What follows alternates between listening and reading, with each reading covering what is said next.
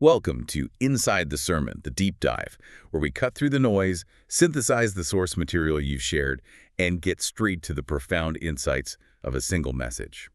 I'm Ken, and I'm ready to unpack this week's source material. And I'm Becky. We are analyzing a recent message from Pastor Jimmy, and it's a deep dive focused on judgment, self-effort, and the life-altering power of grace. And our mission today is pretty specific. It is. It's sort of threefold, really. We need to unpack Pastor Jimmy's very intriguing claim that he likes rocks. Which is such a great hook. It is. Then we're going to investigate the powerful difference between mercy and grace. And finally, we're going to clarify one of the most misunderstood and frankly weaponized statements in the entire Bible. Okay, let's unpack this immediately, because the core identity of this message, it really starts with the rocks. It does. And Pastor Jimmy is very, very clear. He's not talking about river rocks or, decorative rocks for your landscaping. He's talking about the spiritual, the emotional rocks we pick up and grip onto relationally, and sometimes even turn on ourselves. And this is where the insight begins. I mean, why do we hold them? We rarely realize it, but holding that rock silently begins to shape who we are. Before we even throw it. Exactly. And more dangerously, it provides us with this subtle yet powerful sense of moral superiority, that dangerous I'm better than you mindset. I think that feeling of justified superiority is the biggest trap. It allows us to carry the rock without feeling bad about it. Yes, you feel righteous in your resentment. The rock gives you position, It's the silent agreement you make with yourself that you have the moral high ground. But he says holding it literally changes you. It changes your physical and spiritual position in the world. He said if you saw someone walking down the street physically gripping a stone, you would assume they were hostile. The same is true internally. So how do we know if we're carrying one of these? Pastor Jimmy laid out some very clear warning signs. Yeah, what are they? First, your heart starts to become tight.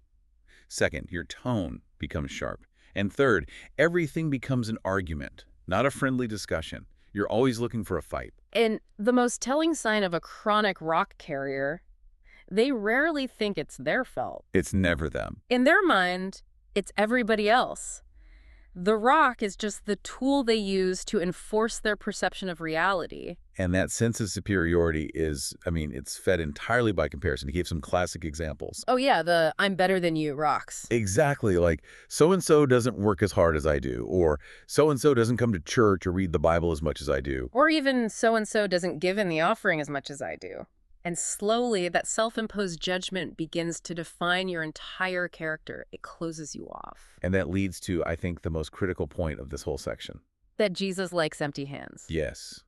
If we are busy gripping rocks, whether they're rocks of judgment or self-condemnation or resentment, our hands are just full. You can't receive what he has for you. The choice is always drop the rock or prevent the blessing.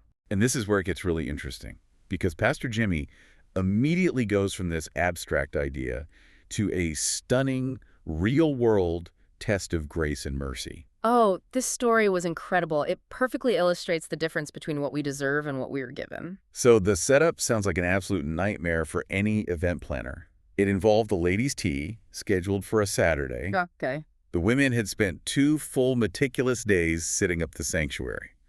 Pastor Jimmy said it was a massive effort: centerpieces, bars, perfectly set tables. He said it was designed to put Pinterest to shame. I can just picture it, just beautiful and perfect. But Pastor Jimmy realized he'd forgotten to tell Violet to put the sanctuary rental for a community theater group on the calendar Oh, no. for that same Friday night, right before the ladies' tea. So he had to go tell them. The panic must have been instantaneous. He had to go in and tell these women who had just poured their heart and soul into this perfect setup that they had to stop, break it all down, and put 100 folding chairs back out. Wow, I can just imagine the emotional energy in that room. He vividly recalled seeing rocks in their eyes. He admitted the situation got heated. He even raised his voice, which he says he rarely does. And Deacon Bob was there for the meltdown, too. He said he felt, and rightly so, that he was lucky to be alive. That is the peak moment, right? The moment of deserved punishment. The women were entirely justified in being furious, in holding that rock of anger. And throwing it at him. But this is the profound turning point. This is what speaks to the whole sermon. After only, maybe 5 minutes of that stress and tension, the people involved chose to drop their rocks. They just let it go. They extended mercy and grace to him despite his obvious mistake. They decided to work with him. Bob and Amy even came back later that night to help set things up again for the morning. And the outcome is what validates the entire story.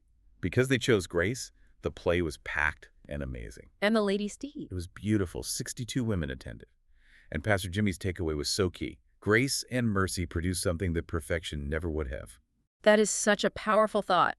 Their initial perfect plan would have led to one successful event, but the mistake, covered by grace, resulted in two. It transforms the failure into something fertile.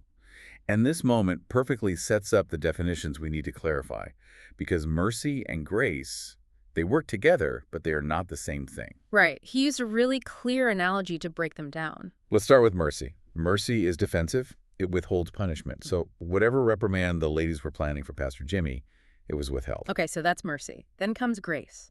Grace is proactive. It gives and empowers. Right. They didn't just not punish him, they actively covered his mistake and helped fix the problem, which led to an even better outcome. Let's use another example. Say you have a friend who borrows your expensive drill and breaks it. Okay. Mercy is you deciding not to make them pay for it.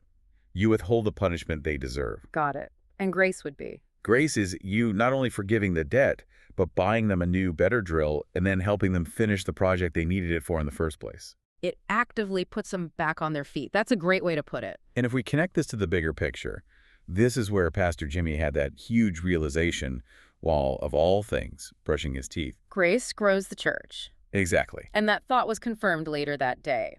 He spoke with another pastor, Pastor Mark, who said that back in Virginia, he had started doing a message series just on grace. Nothing else. And what happened? The church started growing leaps and bounds, not because of sales techniques or moral striving, but because of a simple, clear message of acceptance. So what does this all mean for you for your daily life? I mean, grace doesn't just grow the church. No, it grows people. It grows healthy relationships. It grows families, marriages. You absolutely cannot have a healthy relationship without grace. You never see a person or a marriage or a community grow when people are holding rocks of resentment in their hands. And that idea, it shifts the focus entirely. And Pastor Jimmy then tackled one of the most common yet flawed spiritual thoughts out there. The self-imposed burden that I need to get right with God. It sounds so humble, right? It sounds noble and spiritual. But Pastor Jimmy points out the deep flaw in it. If you could have done it on your own, if sheer effort could have fixed you, you would have already done it by now. He used a genius and very relatable analogy to prove how silly self-perfection is. He said, you can't even get your email inbox situated right. I felt that one personally. Me too. He confessed to having 168,000 unread messages in his Gmail. If we can't master our spam folder, how can we possibly orchestrate our own moral perfection? Precisely. And that's why the gospel, according to Pastor Jimmy, is flipped on its head. The message is not about self-effort. It is not get right with God. The gospel is that God got right with you. Acceptance is the foundation, not the reward you get at the end. Which brings us to the foundational biblical story he used to illustrate this. The woman caught in adultery, from John chapter 8. Let's just set the scene here. I mean, Jesus is teaching peacefully in the temple, and the scribes and Pharisees, basically the religious police, they interrupt the service violently. They drag a woman caught in the very act of adultery and throw her, probably half-clothed and completely humiliated, right into the middle of everyone. It was a brutal act, and it was designed purely to trap Jesus. They ask if she should be stoned, like Moses' law says. They weren't seeking justice. No, they were testing him so they could accuse him either of, violating Roman authority or abandoning Jewish law. It was a lose-lose. And Jesus' initial response is just fascinating. He just stoops down and starts writing on the ground with his finger. Like he didn't even hear them. Pastor Jimmy compared it to a parent just turning up the TV when their kids start tattling. But that action of stooping is so symbolic. It highlights that we serve a God who's not afraid to get in the dirt with us, to pull us out. He meets us right there, in our deepest mess and shame. He doesn't wait for us to clean up first. They kept pressing him, though, forcing him to respond. And when he finally stands up, he delivers that quiet statement that made all the stones drop. He who is without sin among you, let him throw a stone at her first. Can you imagine the conviction in that moment? It must have been overwhelming. The people heard it, their own consciences convicted them, and they left, one by one. Beginning with the oldest even to the last. Pastor Jimmy noted that's how Jesus forgives sin, from the oldest, most ingrained sin we carry all the way down to the newest one. And then it's just Jesus and the woman. He stands up again and asks her, "Where are your accusers?" And she just says, "No one, Lord." And then comes the critical line, the one that's constantly misinterpreted, the one used as a final catch to freedom. Jesus says, "Neither do I condemn you. Go and sin no more." And that phrase, go and sin no more, is so frequently weaponized. People use it to suggest that grace is conditional. Like, okay, I forgave you, but now you have to be perfect or the deal is off. Right. As if the entire gospel message is just stop it. It makes Jesus sound like a spiritual patrol officer. It's so confusing and contradictory, especially right after he said no one there had the right to judge her. So this is the key insight, right? It's in the original Greek. It is. The Greek word for go here does not carry the burden of go away from me or now leave and achieve your own moral success. It's not a dismissal. Not at all. The linguistic meaning is so much more powerful. It's an invitation to move forward. It means go and walk in this new destiny you just found out about. Wow.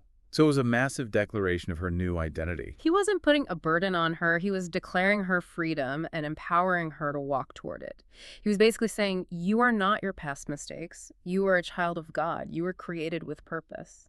And that freedom changed her life entirely. It did. Ancient Jewish history suggests this woman went on from that moment to share her story of mercy and grace, and she led many people to become believers. Her destiny was changed because she was defined by grace, not by her greatest failure. So grace isn't ignoring sin, as some people fear. Not at all. Pastor Jimmy's final definition is perfect. Grace is Jesus planting a flag right in the middle of the territory that sin thought it owned and declaring, you have no authority here. You have no power here. So the takeaway is we have to drop the rocks of external judgment, the rocks of self-hate. And we absolutely must drop that burdening, flawed idea of, I need to get right with God through our own effort. Pastor Jimmy put the choice right back on the listener.